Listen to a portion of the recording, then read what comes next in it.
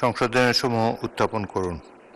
9,38,000 কোটি টাকার বাজেট পাশের বাধ্যবাধকতা ছিল 30 জুনের মধ্যেই। তাই মঙ্গলবার স্পিকার হাফিজ উদ্দিনের সভাপতিত্বে শুরু হয় অধিবেশন। যে সংশোধনী এনেছেন তা গ্রহণ করা হোক।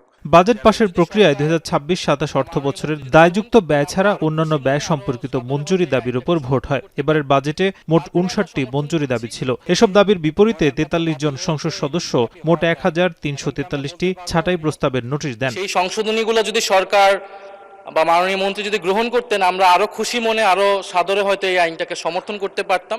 33 নম্বর দাবি ভোটের পর বিরোধী দলীয় নেতা শফিকুর রহমান সংসদের সময় বাঁচাতে ছাঁটাই প্রস্তাবগুলো প্যাকেজে প্রত্যাহারের প্রস্তাব দেন। ট্রেজারি বেঞ্চ এমন প্রস্তাব গ্রহণ করলে স্পিকার জানান, প্রস্তাবগুলো দেওয়ার পর মন্ত্রী উত্থাপন করলে আলোচনা না করে সরাসরি ভোটে দেওয়া হবে।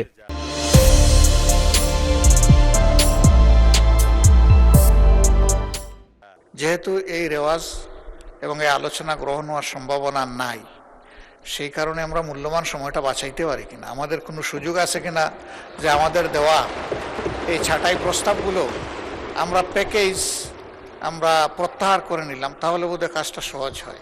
আমার মনে হয় ট্রেজারি বেঞ্চ আপনার এই প্রস্তাব তারা গ্রহণ করেছে। আমার মনে হয় যে প্রস্তাবগুলো উত্থাপনে মাননীয় মন্ত্রী প্রস্তাব উত্থাপনের পর সরাসরি প্রস্তাবটি ভোটে দেওয়া হবে। ধন্যবাদ মাননীয় বিরোধী দলের নেতা, অনেক সময় বাঁচবে। এদিন নির্দিষ্টকরণ বিল পাশ হওয়ার পর শুরু হয় অনলাইন ও অফলাইনে জুয়া প্রতিরোধ বিলের উপর আলোচনা। এতে বিরোধী দলীয় সংসদ সদস্য আক্তার হোসেন বলেন, জুয়া প্রতিরোধের নামে আদালতের অনুমতি ছাড়া যেন তল্লাশি করার সুযোগ পুলিশ না পায় তার বিধান রাখতে হবে। জবাবে স্বরাষ্ট্রমন্ত্রী জানান, জুয়া হয় সাইবার স্পেসে, আদালতের অনুমতি নিয়ে তল্লাশি করতে গেলে প্রমাণ লোপাটের ঝুঁকি থাকে।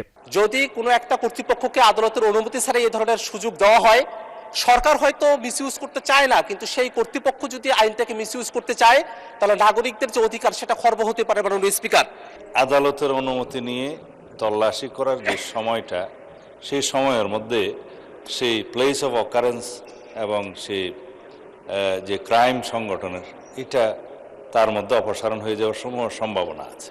এদিন সাইবার সুরক্ষা আইনের যেন অপব্যবহার না হয় এমন দাবি তোলেন বিরোধী দলীয় সংসদ সদস্যরা। পরে সর্বসম্মতিক্রমে পাশ হয় সাইবার সুরক্ষা আইন 2026। সবশেষে আগামী 7 জুলাই পর্যন্ত সংসদ মুলতবি ঘোষণা করেন স্পিকার। বিকাল 3 ঘটিকা পর্যন্ত মুলতবি করা হলো। নাজমুস সাকিব, এখন, ঢাকা।